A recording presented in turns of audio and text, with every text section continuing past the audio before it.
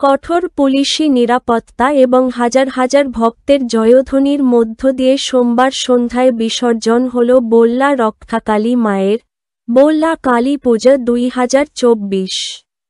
আর এরই মধ্য দিয়ে শেষ হল এবারের বল্লা রক্ষাকালী পুজো এবং 4 দিনের প্রসিদ্ধ বল্লা মেলা। এবছর 1 ঘণ্টা দেরিতে বিকেল 4টের পর বল্লা রক্ষাকালী প্রতিমার বিসর্জন শুরু হয়। লোহার চাকা যুক্ত ফ্রেমে রশি বেঁধে দণ্ডায়মান 7.5 হাত উচ্চতার মৃন্ময়ী দেবীকে মন্দির থেকে পরম যত্নে বের করা হয় মন্দিরের ঠিক সামনে। চিরাচরিত রীতি অনুযায়ী 3 বার দক্ষিণে টেনে নিয়ে গিয়ে আবার উত্তর দিকে টেনে আনা হয়। এই সময় প্রতিমার রশি ধরে টান দেওয়ার জন্য অগণিত ভক্তের মধ্যে হুড়োহুড়ি পড়ে যায়। প্রত্যেকেই চাইছিলেন দেবীর বিদায় বেলায় একবার তার রশিকে স্পর্শ করে নিজেকে ধন্য করতে। বিসর্জন ঘাটে নিশ্ছিদ্র পুলিশি নিরাপত্তার মধ্য দিয়ে প্রতিমার শরীরে থাকা সোনা, হিরে ও রূপ মিলিয়ে প্রায় 30 কেজি ওজনের অলংকার খুলে বিশেষ বাক্সে রাখা হয়। অলংকার খুলে নেওয়ার পর হাজার হাজার ভক্তের আবেগ মিশ্রিত ধ্বনিতে মুখরিত হয়ে ওঠে বল্লার আকাশ বাতাস। সকলের মুখের একটাই কথা, জয় বল্লা রক্ষাকালীর জয়, আসছে বছর আবার হবে। এরপর ভক্তদের জয়ধ্বনি আর ঢাকের বিষাদ সুরের মধ্য দিয়ে রক্ষাকালীকে ধীরে ধীরে পুকুরের জলে নামিয়ে দেওয়া হয়।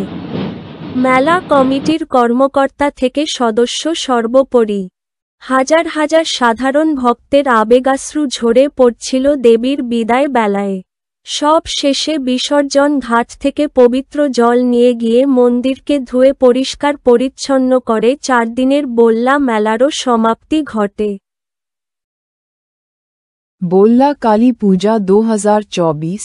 बोल्ला काली पूजा 2024 सोमवार शाम को कड़ी पुलिस सुरक्षा और हजारों भक्तों के जयकारों के बीच हुई और यह इस वर्ष की बोल्ला रक्षाकाली पूजा और प्रसिद्ध 4 दिवसीय बोला मेला का अंत है।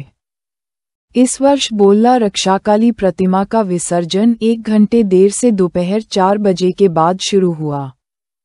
7.5 हाथ ऊंची मृण्मयी देवी को लोहे के पहियों वाले फ्रेम में रस्सी बांधकर सावधानीपूर्वक मंदिर के सामने से बाहर निकाला गया। पारंपरिक रीति रिवाजों के अनुसार इसे 3 बार दक्षिण की ओर और फिर उत्तर की ओर खींचा जाता है। इस समय अनगिनत भक्त मूर्ति की रस्सी खींचने के लिए दौड़ पड़ते हैं। हर कोई देवी की विदाई के समय एक बार उनकी रस्सी को छूकर खुद को धन्य करना चाहता था। विसर्जन घाट पर करीब 30 किलो वजन के सोने, हीरे और चांदी के आभूषणों को कड़ी पुलिस सुरक्षा के बीच खोलकर एक विशेष बक्से में रखा गया। आभूषण उतारने के बाद हजारों भक्तों की मिश्रित भावनाओं से बोल्ला की हवा गुंजायमान हो गई। हर किसी की जुबान पर एक ही बात थी, जय बोला रक्षाकाली जय। अगले साल फिर होगी।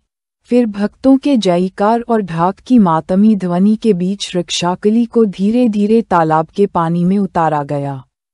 मेला समिति के सदस्यों से लेकर हजारों आम श्रद्धालु देवी की विदाई पर भावुक होकर आंसू बहा रहे थे। अंत में विसर्जन घाट के पवित्र जल से मंदिर को धोकर 4 दिवसीय बोल्ला मेला समाप्त हुआ। The immersion of Bolla Rakshakali Ma, Bolla Kali Puja 2024, took place on Monday evening amidst tight police security and cheers from thousands of devotees. This marked the end of this year's Bolla Rakshakali Puja and the famous 4-day Bolla Mela. This year, the immersion of the Bolla Rakshakali idol began an hour late at 4 p.m.